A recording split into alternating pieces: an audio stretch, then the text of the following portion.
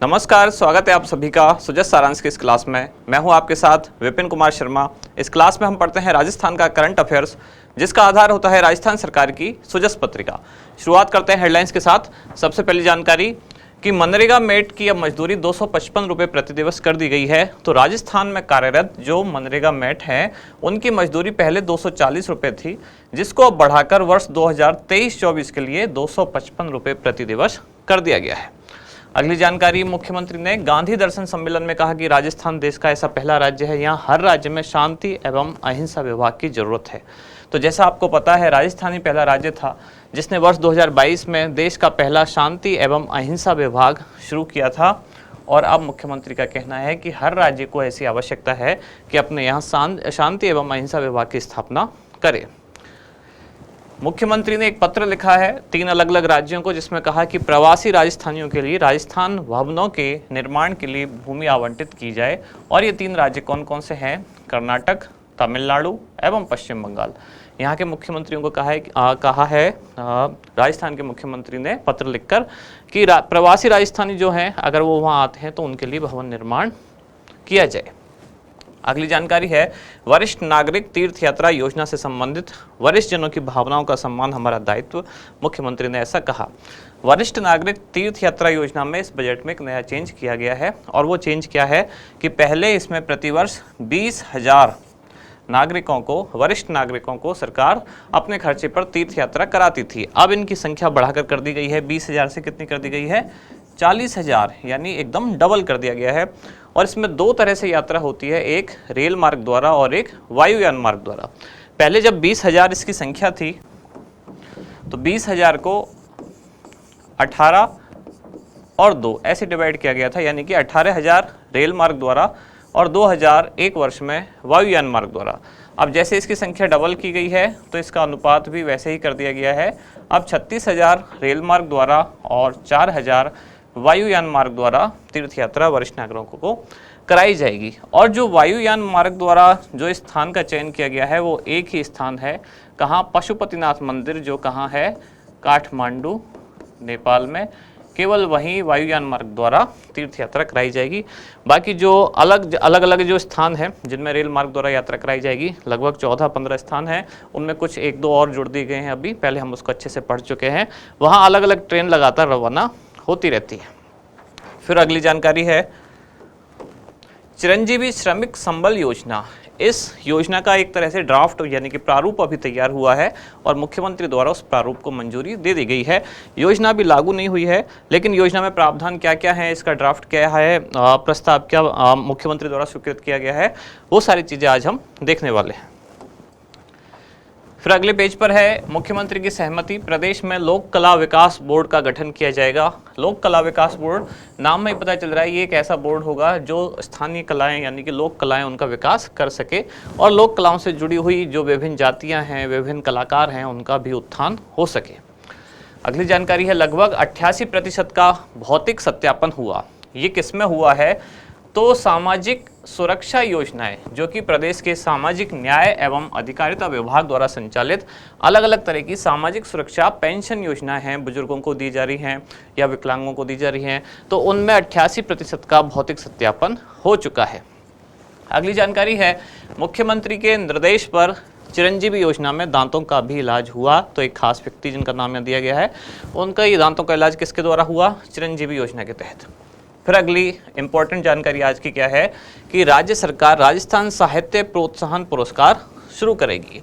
अब इन पुरस्कारों में 4 ऐसे हैं जो राजस्थान के विद्वान, उनके नाम पर ये पुरस्कार शुरू किए जाने हैं। 4 कौन कौन है? तो 4 ही श्रेणियां हैं और 4 ही पुरस्कार हैं। जैसे कि कन्हैयालाल सेठिया, इनके नाम पर एक पुरस्कार होगा। इसके अलावा कोमल कोठारी, इनके नाम पर एक पुरस्कार होगा। सीताराम लालस, इनके नाम पर होगा। और विजयदान देथा।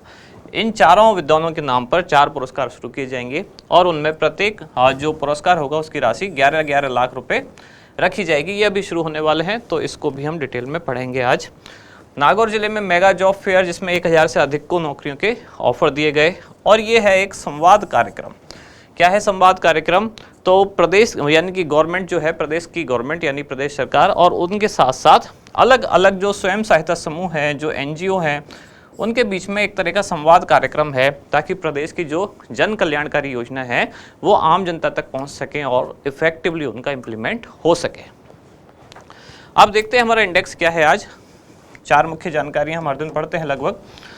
तो मुख्यमंत्री चिरंजीवी श्रमिक संबल योजना, सबसे पहले इस योजना को पढ़ेंगे जो अभी लागू नहीं हुई है, लेकिन इसके प्रारूप को मंजूरी प्रदान कर दी गई है। राजस्थान साहित्य प्रोत्साहन पुरस्कार जो कि शुरू होंगे, ये भी अभी शुरू नहीं हुए हैं।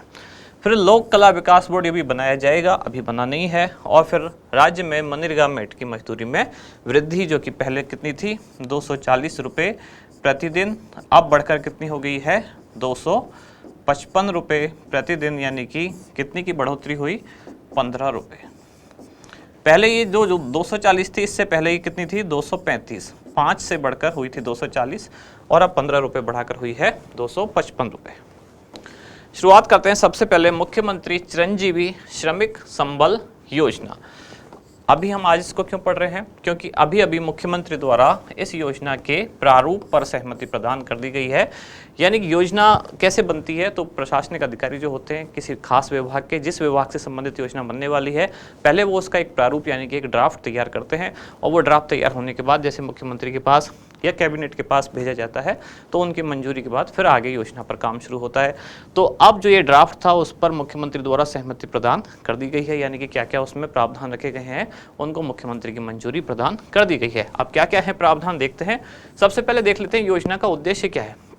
अच्छा, इस योजना को एक बार हम शॉर्ट में समझते हैं कि है क्या। श्रमिक संबल कैसे है कि कोई जो दैनिक मजदूरी पर काम करने वाला श्रमिक है, अगर वो बीमार हो जाए या उसको चोट लग जाए और अस्पताल में भर्ती हो जाए, तब क्या होगा, यानी कि उसको जो उसका रोजगार है वो तो उसकी हर दिन की मजदूरी पर ही टिका हुआ है। अगर जो मजदूर है वो अस्पताल में भर्ती है तो उसका घर का खर्चा कैसे चलेगा। इस चीज़ के लिए या इस ज़रूरत को समझते हुए सरकार ने उनको संबल देने की योजना शुरू की है। अब इस योजना में क्या रखा गया कि जो श्रमिक है अगर वो अस्पताल में भर्ती हो जाता है, जिससे कि उसकी जो रोज मजदूरी है वो एक तरह से अवरुद्ध हो जाती है, तब सरकार क्या करेगी, उसको 7 दिन तक, जब तक वो अस्पताल में भर्ती रहेगी, 7 दिन अधिकतम है, अधिकतम 7 दिन तक 200 रुपये प्रतिदिन सरकार उस मजदूर को एक तरह से सहायता राशि देगी। या तो 7 दिन या जितने दिन वो भर्ती रहा है, इन दोनों में से जो भी कम होगा। या जैसे 2 दिन मरीज भर्ती रहा तो उसको 2 दिन के ही 200 रुपये यानी कि 400 रुपये मिलेंगे। 3 दिन रहा, 4 दिन रहा, 5 दिन रहा, अधिकतम 7 दिन सरकार देगी। तो अगर कोई श्रमिक जो है वो अधिकतम 7 दिन तक अस्पताल में भर्ती रहता है तो उसको 200 रुपये प्रतिदिन के हिसाब से सरकार द्वारा आर्थिक सहायता प्रदान की जाएगी। इसीलिए इसका नाम रखा गया है श्रमिक संबल।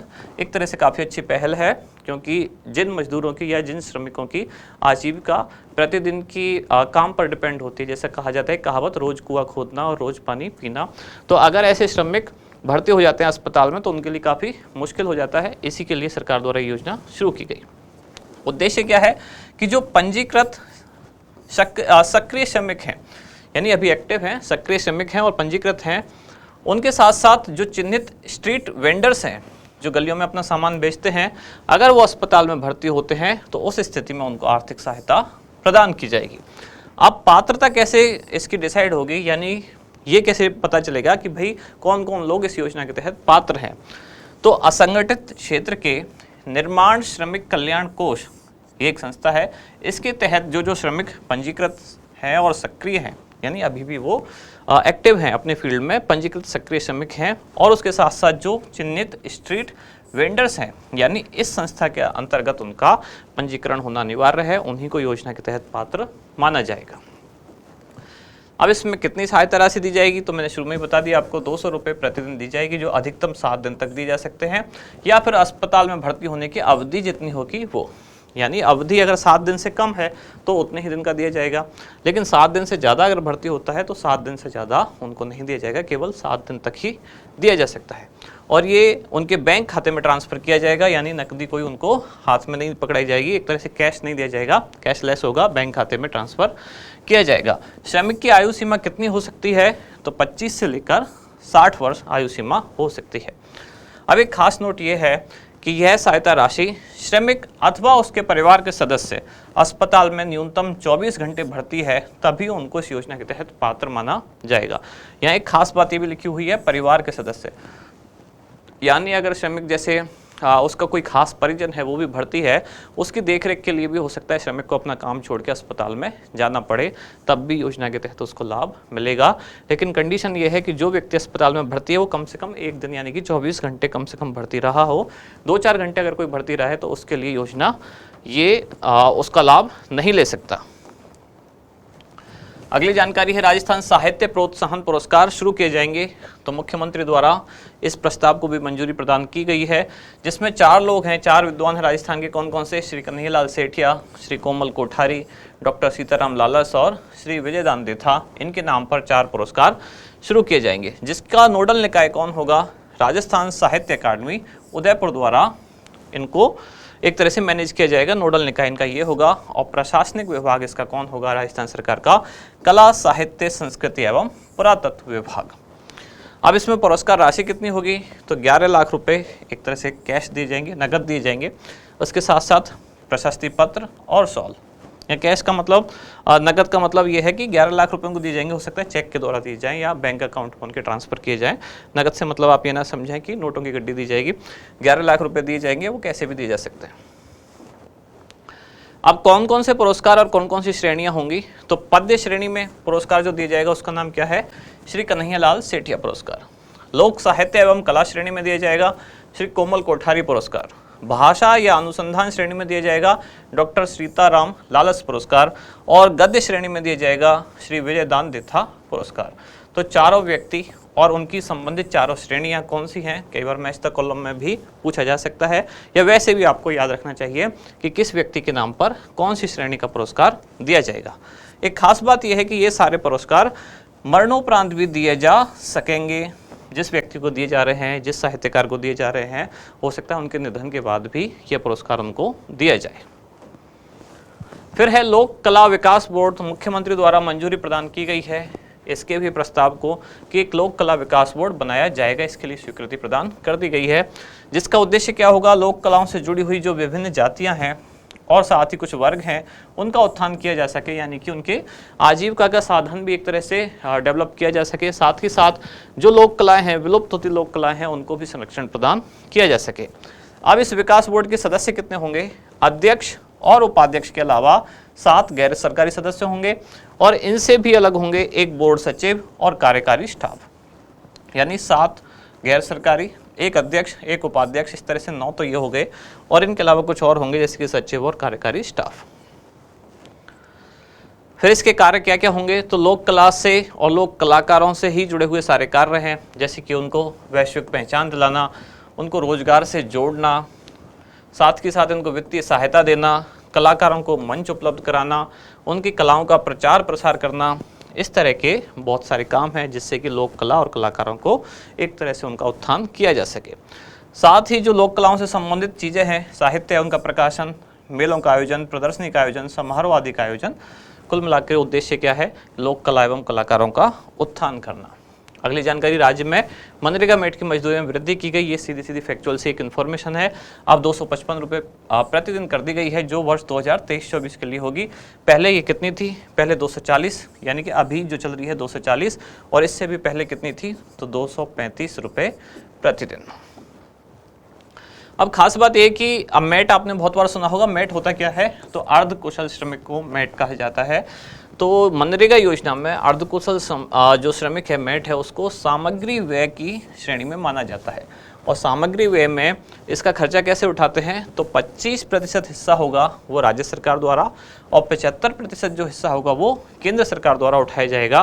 तो इस 25 में ही सरकार द्वारा अपनी तरफ से कुछ और पैसे रकम बढ़ा दी गई, यानी कि जो 240 प्रतिदिन दे रही थी सरकार, अब सरकार दे रही है, राजस्थान की बात हो रही है, 255। तो राजस्थान में अब मनरेगा मेट यानी कि अर्धकुशल श्रमिक को प्रतिदिन मजदूरी कितनी कर दी जाएगी? 255 रुपये।